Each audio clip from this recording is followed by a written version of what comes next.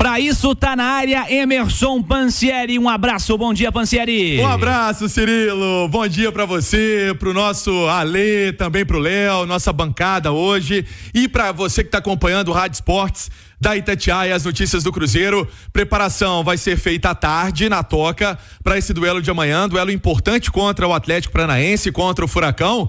E o Cruzeiro tem boas opções. Daqui a pouco nós vamos entrar nessa história. Ô, Cirilo, ontem, inclusive, eu tava naquela famosa folga, né? Dando uma descansada. Diria o Cruzeiro, é o descanso programado. Descanso programado, concedido pelo nosso Michel Ângelo. E óbvio que teve muita informação sobre, o Cruzeiro pode mudar de treinador, alguma coisa nesse sentido. Não. Informação que eu tenho que não. O Seabra tá firme lá no comando, é um treinador jovem, mas há um entendimento que as práticas adotadas nos trabalhos de campo são importantes. Há também um controle de vestiário importante, há um respeito dos atletas.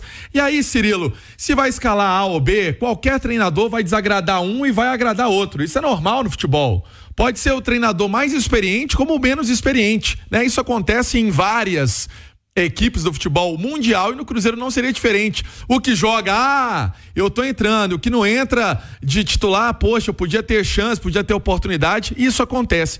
Mas há um entendimento que o trabalho é bem legal. O Álvaro Martins, que é o auxiliar dele também direto. Trabalho que também tem o Moisés, que é o auxiliar da casa. Então o Cruzeiro está satisfeito, né? O que a gente sabe do Pedrinho, do Alexandre Matos, do Pelaipe, do Dracena, quem compõe o futebol do Cruzeiro, dá esse aval e esse voto de confiança à comissão técnica. Pelo menos é a informação que eu tenho agora.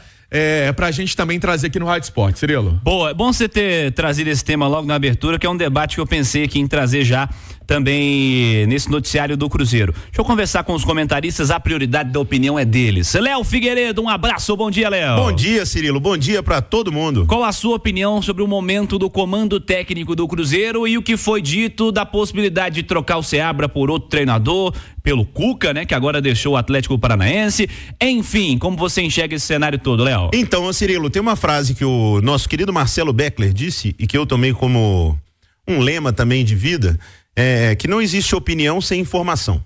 Então, para você dar opinião, você precisa se informar sobre os assuntos e ter, né, autoridade para poder falar.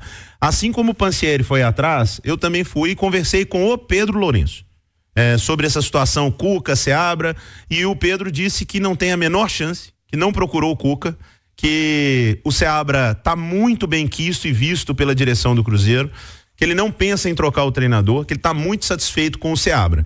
E eu corroboro dessa opinião, porque eu acho que no momento o trabalho do Fernando Seabra é excelente no Cruzeiro e a perspectiva é de uma melhora não só do time, mas também do trabalho dele. Agora, se a gente começar a ser negativo e pensar como é que o Seabra vai lidar quando tiver um monte de jogador maior do que ele, cara, isso faz parte da doutrina, né, do aprendizado de qualquer treinador. Ele vai ter dificuldades para lidar com isso. É claro que ele vai ter. Uma coisa é se lidar com um time que é mediano, com jogadores de salários medianos e que a conversa é num tom. Quando você vai lidar com jogadores que o Cruzeiro está contratando, tendo um elenco muito melhor, ele aumenta a sua responsabilidade, cara. É claro que aumenta. Em qualquer empresa, em qualquer setor, em qualquer lugar, se você tem uma mão de obra mais qualificada, você vai ser mais cobrado por um resultado melhor. Então o Seabra vai passar por isso. Só que eu acho que faz parte, inclusive, do aprendizado dele.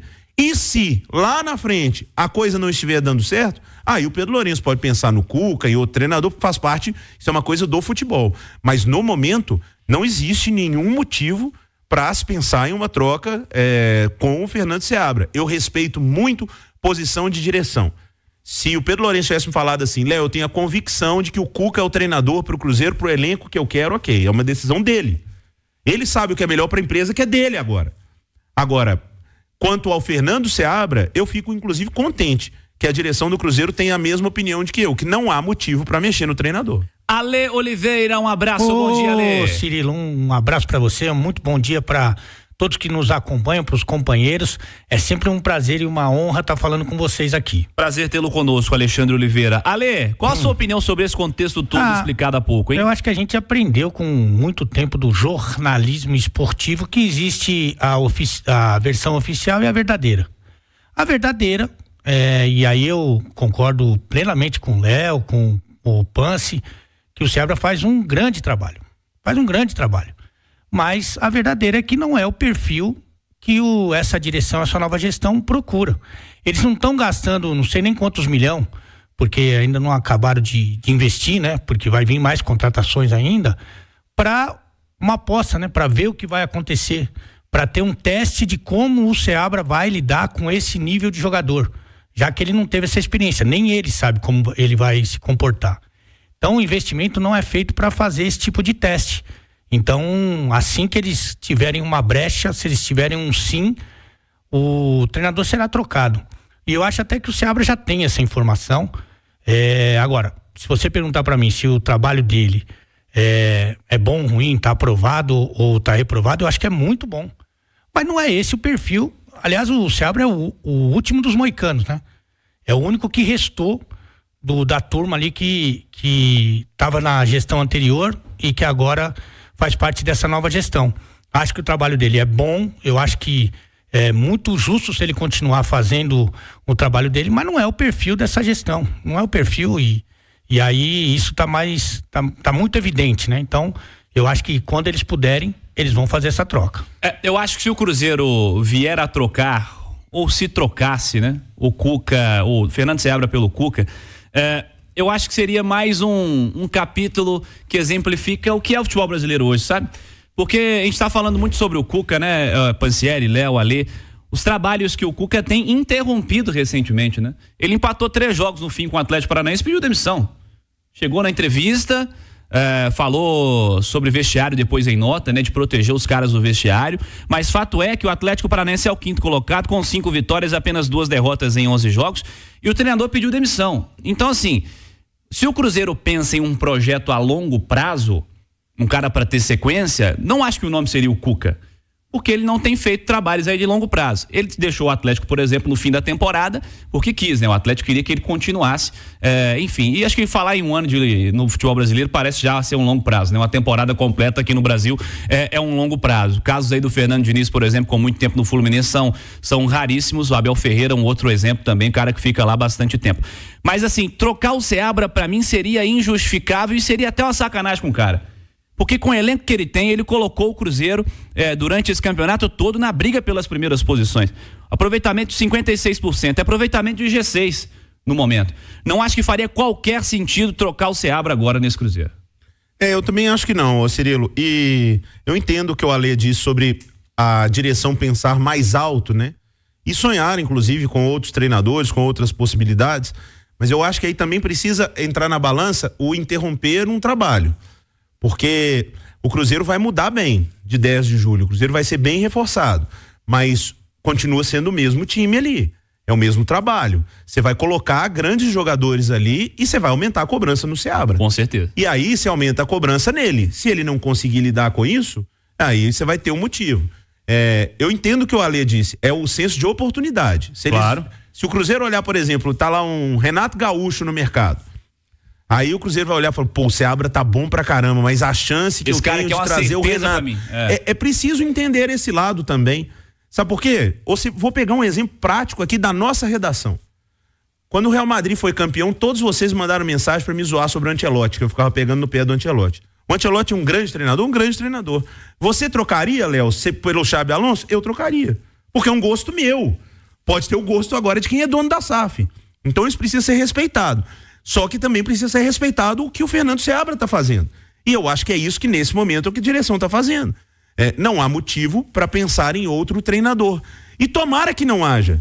Que com a chegada dos reforços ele continue tendo a capacidade de fazer o Cruzeiro jogar bem, de conseguir conquistar esses caras grandões que estão chegando para o time encorpar e ter melhores resultados. Se ele não der conta, Cirilo, porque aí é o se...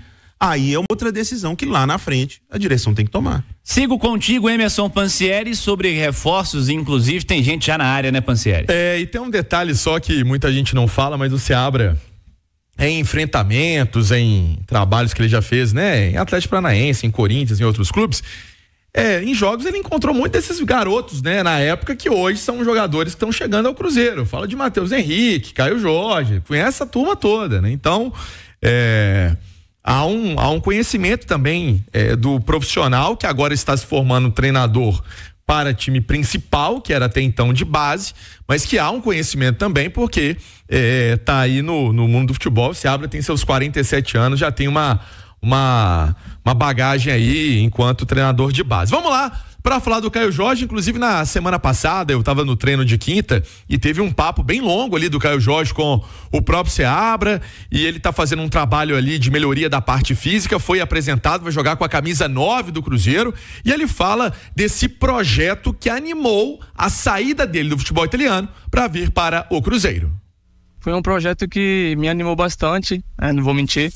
Eu tinha propostas de clubes europeus ainda, mas assim que o Matos conversou comigo, eu mudei meus pensamentos e vi que o Cruzeiro realmente ia brigar por grandes coisas, e isso mexeu comigo para retornar ao Brasil. Falar para vocês que o jogador que tá lá fora sempre pensa em querer ficar, mas quando o Cruzeiro me procurou, mexeu comigo, viu o projeto de pessoas honestas e sérias, e agora eu tô aqui defendendo essa camisa e espero fazer muitos gols. E o porquê não deu muito certo na Europa, né? Ele explica que saiu muito novo também do Brasil, e isso de alguma certa forma, de alguma maneira, o atrapalhou. Fui praticamente muito jovem, né, para a Europa. Tive uma experiência assim muito boa, amadureci bastante. Assim que eu cheguei na Juventus, comecei a jogar, fiquei 5 meses disponível assim, e veio logo em seguida a minha lesão, que me atrapalhou bastante, mas com muita força de vontade, com muita paciência, eu consegui dar a volta por cima, e hoje estou aqui bem fisicamente, pronto para ajudar meus companheiros, e não vejo a hora de estar dentro de campo. Sobre minha experiência lá fora, o Cristiano Ronaldo é um cara assim, sem palavras, um cara fantástico, que me ensinou bastante. Assim que eu cheguei lá na Juventus, ele me acolheu super bem, ele, o Chiellini, o Dybala. Então você vê que eu cheguei num time de estrelas, um garoto jovem, e no dia a dia ali eu peguei muitas coisas boas com ele, sobre posicionamento, sobre a vida extra-campo também, e foi um cara que me ajudou bastante. Ele fala do Ronaldo, né, do Cristiano Ronaldo, dessa passagem que ele teve também, teve Chiellini, e sobre essa especificamente passagem no Juventus, como é que ele avalia também esses detalhes? Assim que eu cheguei na Juve, tive uma lesão séria, me recuperei, logo em seguida fui emprestado ao Frosinone da Itália, amadureci bastante ali, foi um time que eu pude aprender tanto dentro de campo quanto fora também.